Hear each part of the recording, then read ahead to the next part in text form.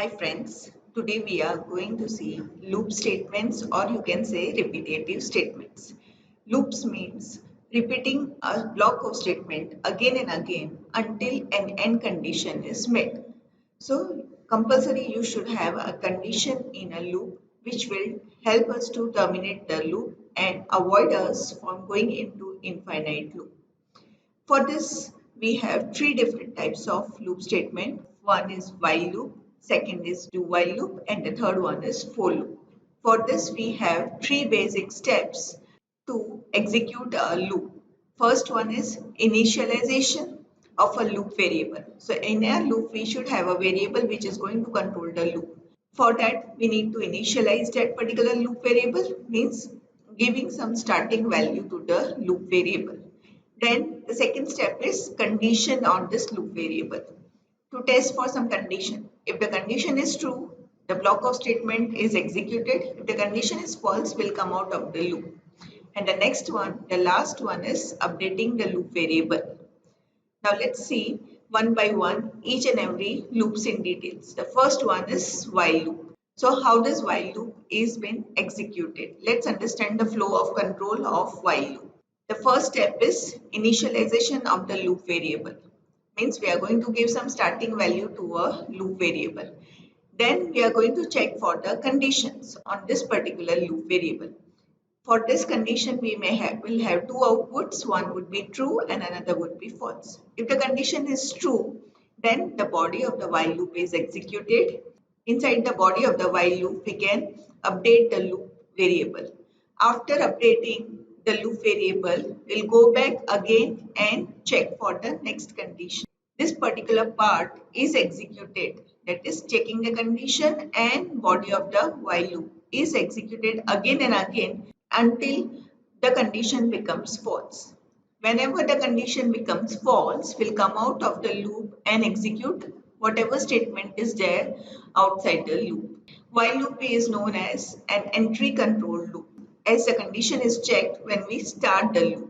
So let's understand what would be the syntax of while loop and example of while loop. First step of while loop is initialization. Initialization of a loop variable where we are going to give some starting value or to the loop variable.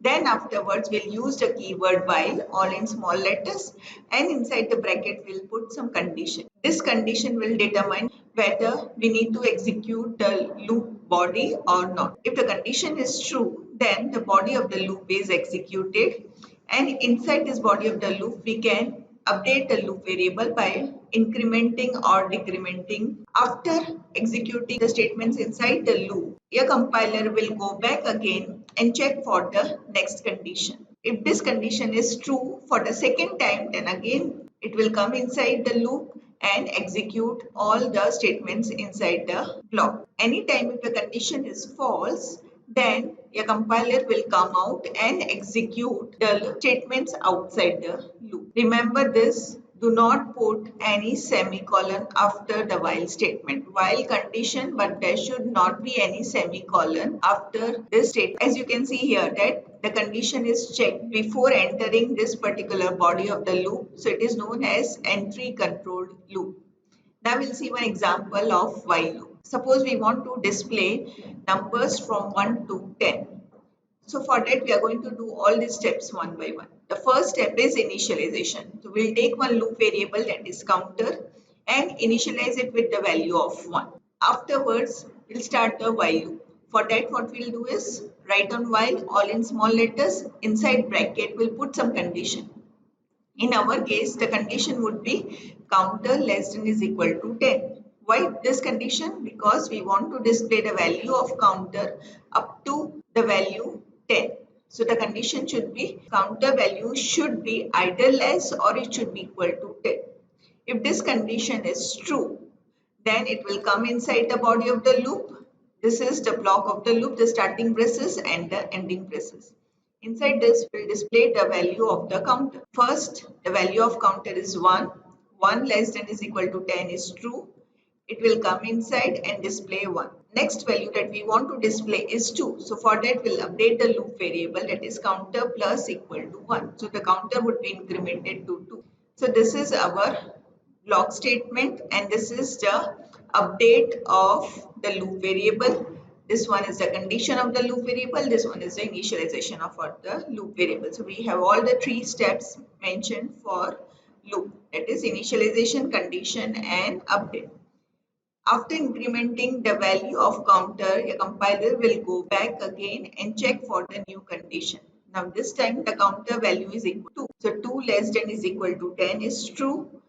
Again come inside, display the value 2 and update the count. This process will go on up till we get the value of 10. At one moment of time, we'll have the counter value is equal to 11. So in that case, 11 less than is equal to 10 means it is false. Since it is false, it will come out of the loop variable and exit the statement. So the output for this program will get is 1, 2, 3, 4 up to 10. Okay, next one is do while loop. We'll see how the do while loop is been executed. So in case of do while loop, first we have to do initialization of the loop variable. After doing the initialization of the loop variable, we'll execute all the statements of the body of the do while loop. We have to update the loop variable inside this body of the do while loop itself. Next step is checking for the condition on the loop variable. If the condition is true, then we'll again go back and execute the body of the loop.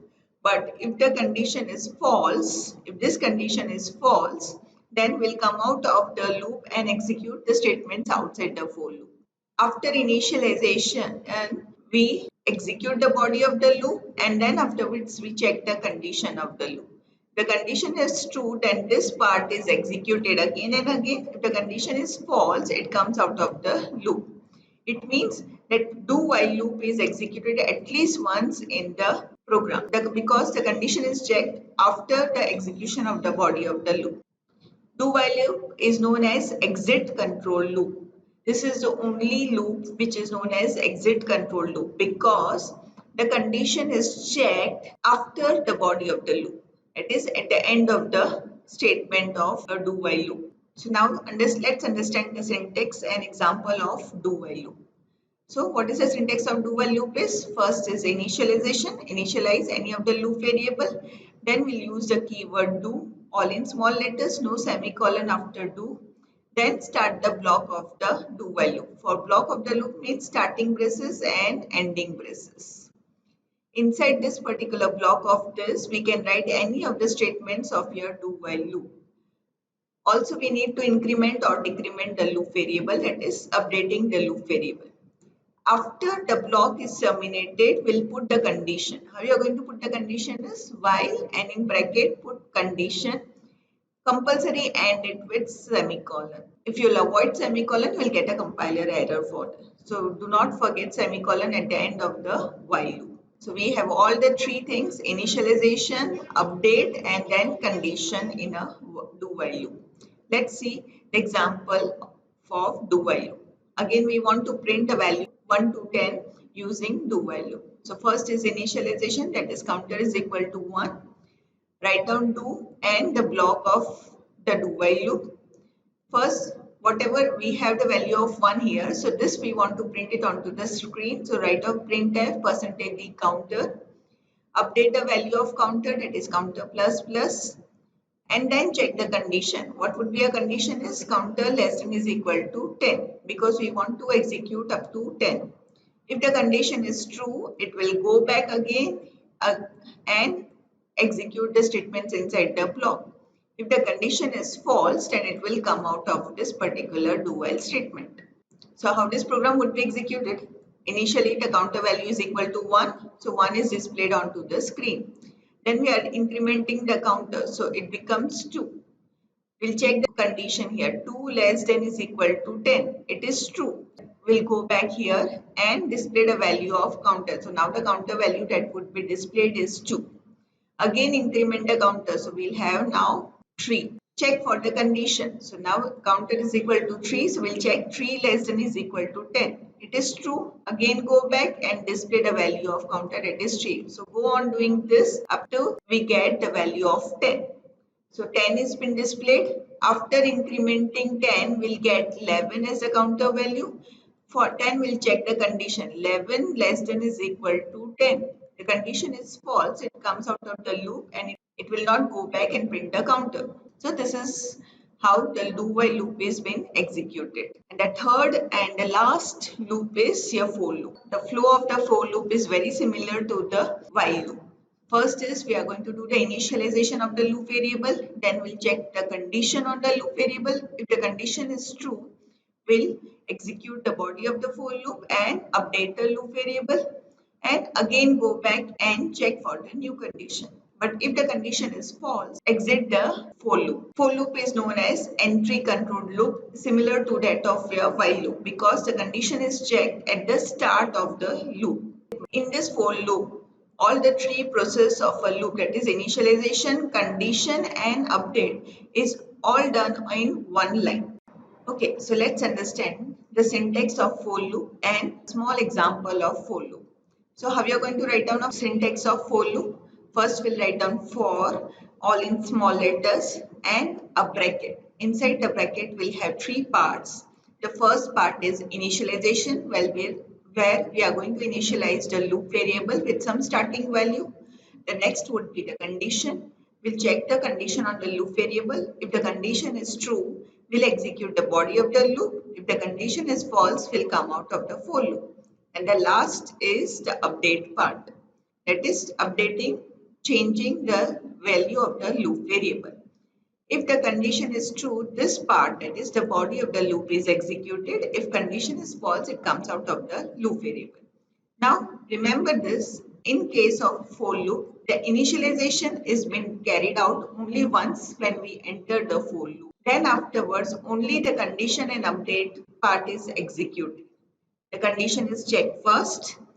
Condition is true, then body of the loop is executed. After executing the body of the loop, we'll update the loop variable. After updating the loop variable, again we'll come and check the condition. The condition is true, again execute the body of the loop and so on. So this particular process, that is condition, body of the loop and update, is been executed again and again until the condition becomes false and it exits the loop. So let's see an example of for loop where we are going to display the value 1 to 10, but this time using a for loop. So how we are going to do is write down for. Inside bracket we'll have three parts: initialization, condition and update. So for initialization we'll take a variable counter, a loop variable counter whose initial value is equal to 1.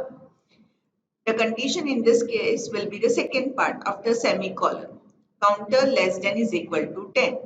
This is our condition because we want to display the value of counter starting from 1 and ending up to 10. The third part is the update, that is we are going to update the value of the loop variable. We want after 1 we want to display 2, after 2 we want to display 3. So the counter would be incremented by 1 using counter plus plus expression. So if the condition is true, we'll simply display the value of the counter, that is the body of the loop. So how we are going to get the output? Using simple two lines of code. First is counter is equal to 1.